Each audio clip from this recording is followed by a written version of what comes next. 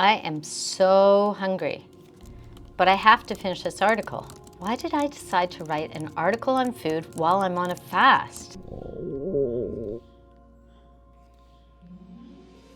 Especially when I have another 4 hours left in this window. Yeah, I probably don't have to experiment with every trend I'm investigating. You know what? I'll do my work outside. I'm out of here.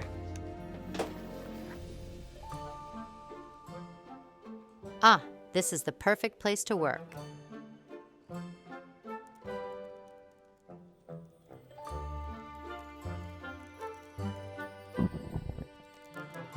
The science of fasting is absolutely fascinating, although I wish doing it was as easy as it was interesting.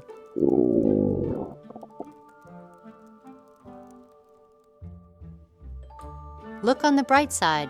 This is a really beautiful park. I hope I don't see an ice cream truck right now, or somebody having a picnic, or smell some... Yep, that's some good-looking fruit there, isn't it? They only get that way when they're perfectly ripe and in season. Take it. A little fruit never hurt anyone.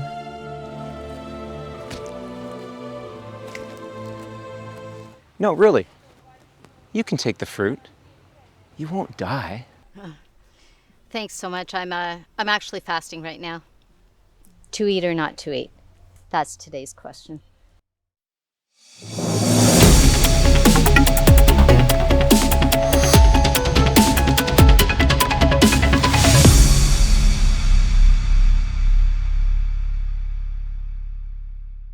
Hello, I'm Dr. Nadine Plummer, and welcome to The Healthy Skeptic. Today, we want to uncover the truth about what some scientists describe as caloric restriction, or time-restricted eating, or therapeutic starvation. Today, we're going to slow down and discuss fasting. For thousands of years, many philosophers, gurus, and religious teachers have extolled the virtues of fasting for spiritual enlightenment and power over the flesh. But recently, fasting has come back in a major way, and it's not just the aged sage who's pushing it.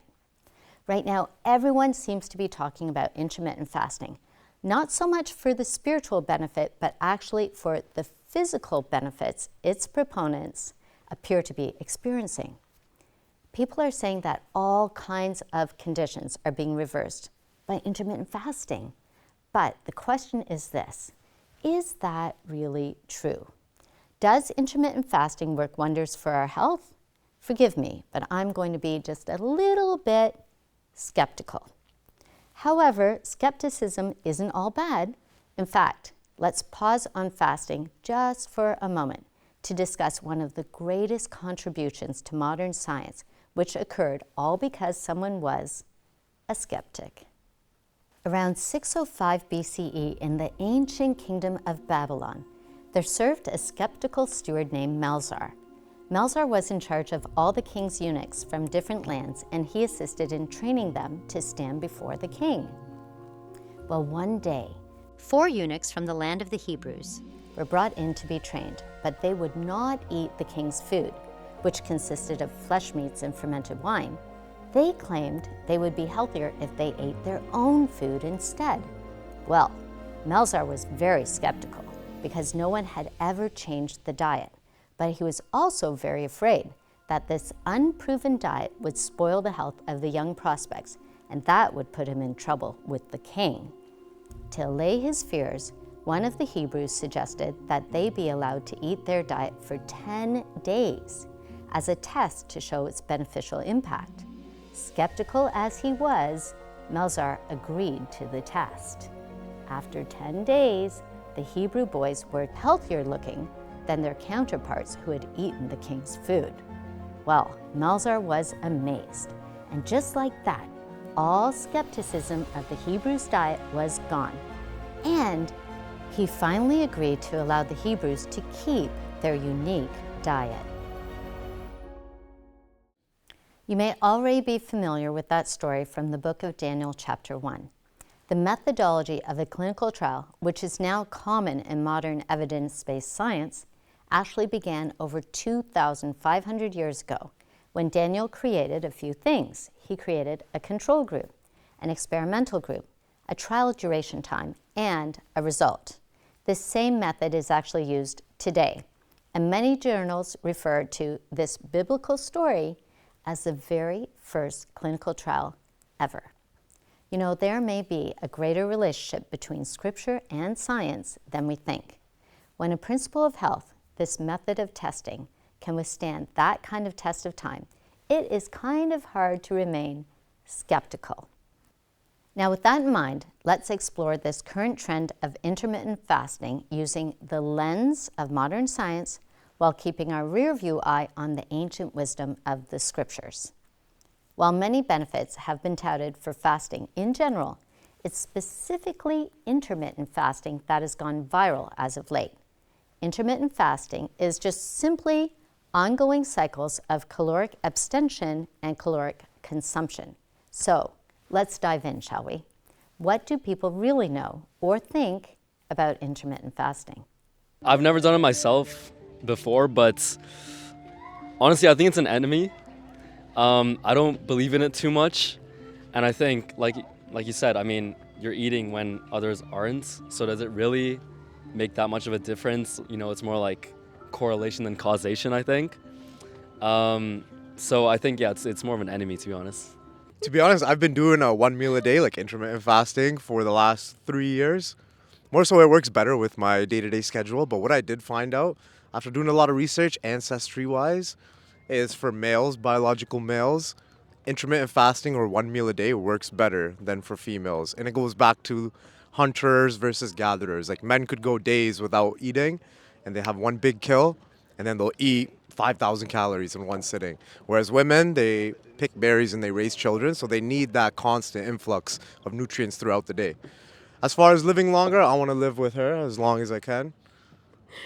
So yeah, I could continue. Actually, it's not about wrong and right. So it's your personal choice, right? Intermittent fasting is really good for your health if you do it like once a week. Once a week you do it, it's good because it cleans your intestine, it cleans your digestive systems. You feel good after, like suppose you did it on Sunday. You will have a food on Monday, you will feel the difference. Yeah. It's just like I said, it's a personal choice, but as long as you can do the cycles right, then it's worth it. If you're just gonna do it skip the timings, or it's not really intermittent fasting anymore, right? Mm-hmm. So if you do the right way, whatever I heard or people, a friend of mine doing it, and they feel great. They like what they're doing, and they actually encourage me many times that you try that too. So it's just... Absolutely, I would. Yeah. So I think in a way, I already engage in intermittent fasting without even knowing it. But, yes, I think to answer your questions, if I know, I would, for sure. Along with evoking a spectrum of opinions, intermittent fasting also flies directly in the face of a particularly established habit within modern culture. It's a habit that has only been on the increase since the 19th century, but it is certainly threatened by people flocking to try intermittent fasting. So let's take a moment to discuss the advent of the snack. Through the late 19th century and into the 20th, North Americans would occasionally consume items like popcorn or potato chips as a meal between meals. But it wasn't until the end of the Second World War that the frequency of snacking skyrocketed. Space food sticks. They give lasting energy and good nutrition. At about 44 calories a stick, they're the perfect between-meal energy snack. Where'd you come from? Don't answer that. What have you got there? Lay's potato chips, but you can't eat one. That's absolutely absurd. Mmm, how toothsome. This was due in part to mass advertising, post-war prosperity, and new household technologies like the microwave, which was first residentially available in 1955. Once meals took less time to prepare, the convenience of the snack increased in popularity. But the popularity of snacks hasn't been the only modern challenge to the wide adoption of intermittent fasting. Another common belief has been that more meals more often will speed up the metabolism and can potentially help with losing weight. But is that necessarily the case? For decades, diet advice, especially in diabetes care, often sounded like a drumbeat. Eat small, frequent meals, 4, 5, even 6 times a day. The idea was simple: keep blood sugar steady, avoid the spikes. You'll find this rationale throughout late 20th century clinical practice, including research published in 1993 in Diabetes Care, suggesting that 6 smaller meals blunted daytime glucose excursions in older adults with type 2 diabetes compared with 2 large meals. But as guidelines evolved, even the American Diabetes Association now emphasizes that there isn't one best meal pattern for everyone. Timing and frequency should be tailored, not assumed. So what if the default 6 meals a day isn't the only way or even the best way for many people? Enter Dr. Hanna Kalejova and her colleagues in Prague. They came with a deceptively simple question. If you hold calories and macros constant, is 2 meals a day, a substantial breakfast and lunch, better than 6 smaller meals for people with type 2 diabetes? They ran a randomized open crossover trial. 54 adults, each spending 12 weeks on 2 meals per day and 12 weeks on 6 meals per day, with equal daily calories and identical macronutrient targets. The results, published in Diabetologia, were striking. Weight dropped more on 2 meals, minus 3.7 kilograms, than on 6, minus 2.3 kilograms. Liver fat fell more on 2 meals. Fasting glucose, C-peptide, and glucagon improved more on 2 meals. Insulin sensitivity rose in both arms, but more with 2 meals. Same calories, same macros, different timing, different outcomes. Put plainly, consolidating food into a hearty breakfast and lunch and not grazing outperformed the popular 6 small meals model across several metabolic measures. But why is snacking so seemingly bad for us? Well, the biology of digestion helps us understand why your body doesn't like you grazing as much as your taste buds do. Part of the story lives between meals, in the invisible tides of the small intestine, a pattern called the migrating motor complex. The migrating motor complex, your gut's housekeeping wave. It fires only in the fasting state, about every 90 to 120 minutes, and it resets each time you eat. In other words, every nibble turns it off. The migrating motor complex sweeps residual food and bacteria forward, helping prevent stagnation and small intestinal bacterial overgrowth. Classic physiology shows feeding interrupts the migrating motor complex for hours, longer with fat than with carbohydrate. So near constant grazing can keep this cleaning cycle perpetually stalled. Put simply, the evidence points to leaving 4 to 5 hours between meals as the most effective way to support healthy digestion. So it seems like your grandmother might have been right when she told you to not eat between meals. Despite the varied opinions, an emerging body of research is saying that intermittent fasting is definitely not for everyone. Recent reports have been sounding an alarm, which have some proponents of intermittent fasting surprised. Now, this presents a dilemma, because how does one activity, which appears to be so therapeutic for some, end up being potentially detrimental for others?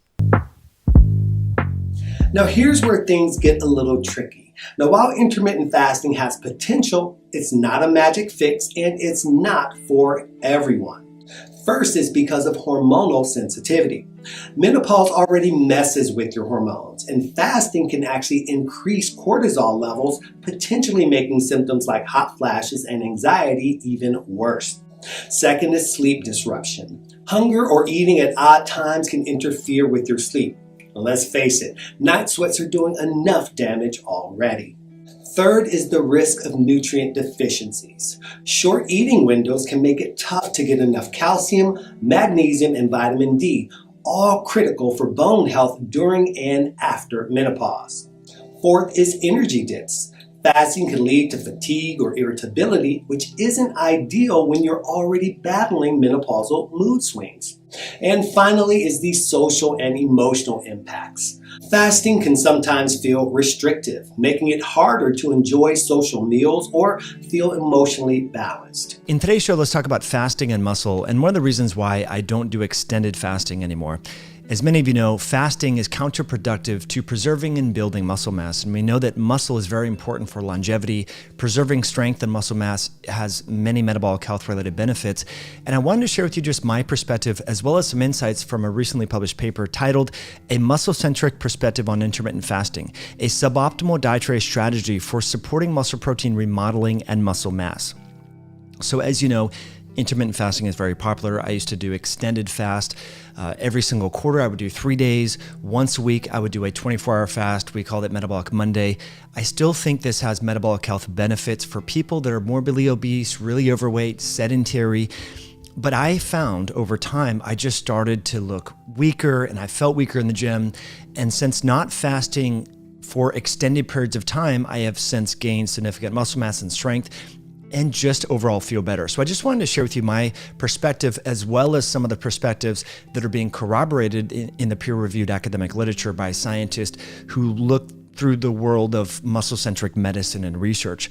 We've had many experts on the podcast, Dr. Gabrielle Lyon and Sean Baker, speak to the importance of muscle and muscle strength and preserving muscle mass and grip strength and overall strength as a proxy of supporting health span. But let's hear what the scientists say, and I'll offer my perspective. And we're going to talk about how some of the benefits linked with fasting, i.e. low glucose and low insulin, are counterproductive towards muscle protein synthesis. And I want to share with you some images from this particular study. But first, let's talk about what they say. They say intermittent fasting has become a popular topic of interest in the health community, as well as an avenue to improve health and body composition, primarily via calorie deficiency, as well as enhanced lipolysis and fat oxidation secondary to attenuated daily insulin response.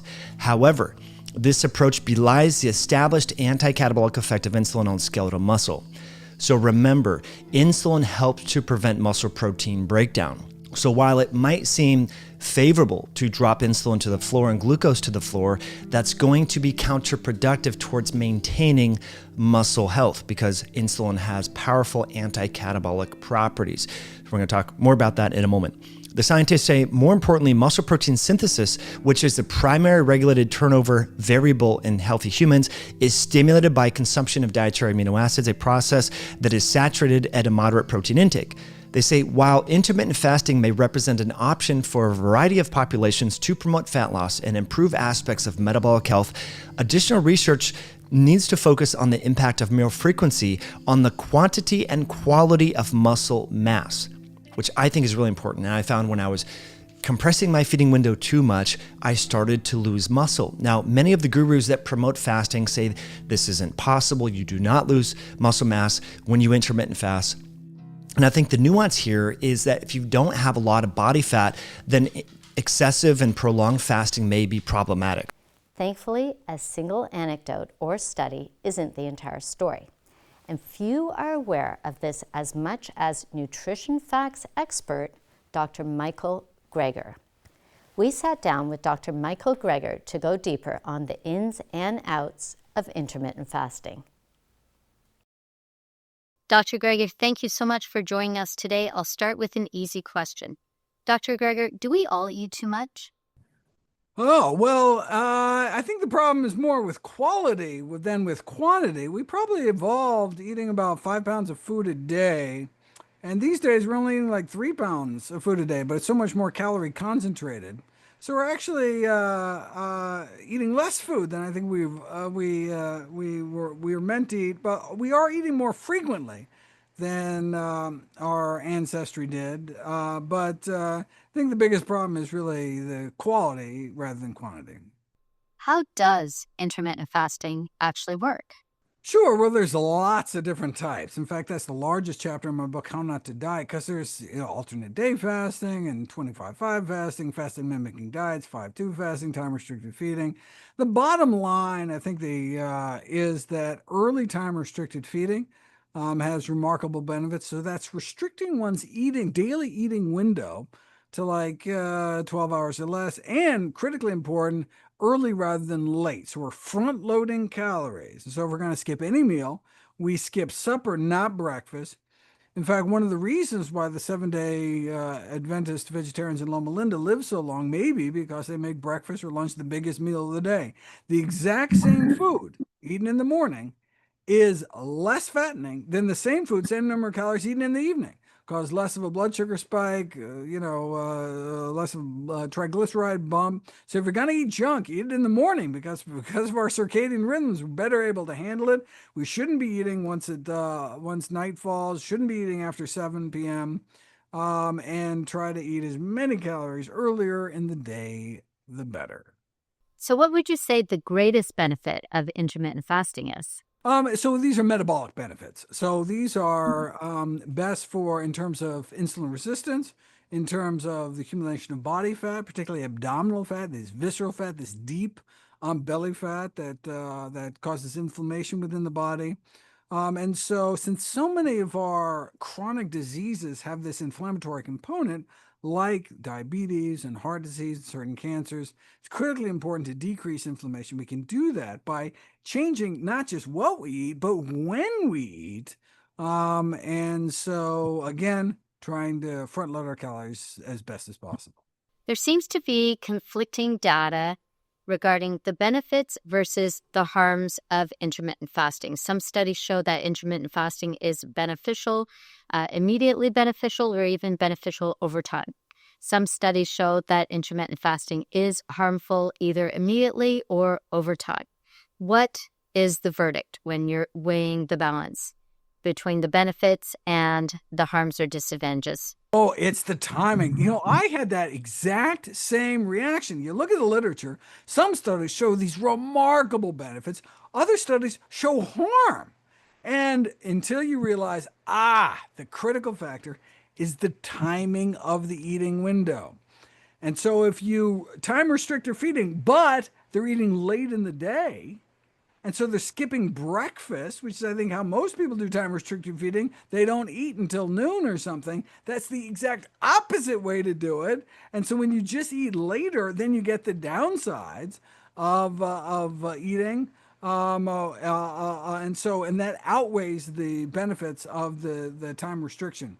And so you get the best of both worlds when you push it earlier, so you're restricted time eating window, so you're fasting for 8-12 hours a day, and when you do eat, it's earlier rather than later, and that accounts for the different study outcomes. So that's why it's not just time-restricted feeding, specifically early time-restricted feeding.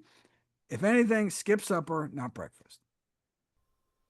Intermittent fasting is very popular right now, but there are a lot of people who have not tried intermittent fasting or even fasting yet. What tips would you give them to help them get started? So, you can start them simple with, let's, not eat after 7 p.m., not eat once the sun goes down. So, we're shifting that latest meal earlier in the day if that's possible. So we can just start there, no late night eating. And start there. And then we can be like, all right, how can we bulk up your breakfast? How can we, make that the biggest meal of the day or the most important meal of the day, and the very least, the lunch, the biggest meal of the day. So even if you are kind of spreading out your eating, the more we can shove those foods earlier in the day, the better. And what foods would you recommend? Oh, well, then it's critically important is what you're actually eating, right? Donuts are bad for you regardless of when you eat them. Although eating donuts in the morning is less harmful than eating donuts at night. But ideally, we should center our diets around the healthiest foods out there. And so based on studies of identical twins, for example, only about 25% of the difference in lifespan is due to genetics. So for what we can do over the majority of which we have some control, we can look to the blue zones, these areas of exceptional longevity around the world, where they center their diets around whole plant foods. So what they're doing is they're decreasing their intake of processed foods, meat, dairy, sugar, eggs, salt, while maximizing fruits and vegetables, whole grains, legumes, which are beans, split peas, chickpeas, and lentils, nuts and seeds, mushrooms, herbs, and spices, basically real food that grows out of the ground. These are our healthiest choices. Wow, Dr. Greger, this has been very educational for everyone, including me. Thank you so much for what you shared here today. So happy to help. Wow, that was some mind-blowing information from Dr. Greger. But despite all of the data and enthusiasm, we still have to decide. Are we still skeptical of the benefits of intermittent fasting? Let's look at the weight of evidence and let the chips fall where they may.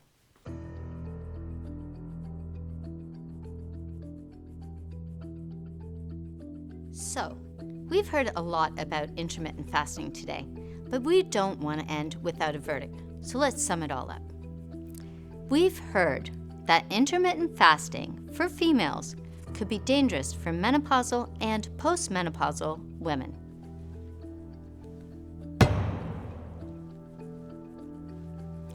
But there was a study that showed that intermittent fasting had no effect on female hormones. The study, which focused on the hormonal changes of intermittent fasting for both sexes, only showed a slight decrease in testosterone for men.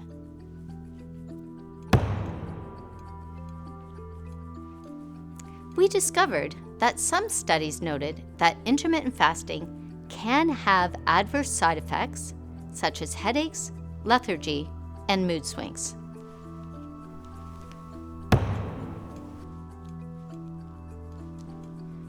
After speaking with Dr. Michael Greger, we realized that what can make a major difference to the benefits of intermittent fasting is the fasting window's time of day. Different times of day affect our circadian rhythm differently. The science shows it's better to skip dinner than breakfast, and an eating window earlier in the day is more beneficial with fewer side effects. Finally, we also learned that intermittent fasting consistently lowers chronic inflammation levels, lowers blood pressure, provides weight loss, increases the production of BDNF, and improves fasting insulin levels. And so, with the scales tipped in its favor, I can no longer be skeptical about the positive effects of intermittent fasting. Thank you for watching, and stay selectively skeptical.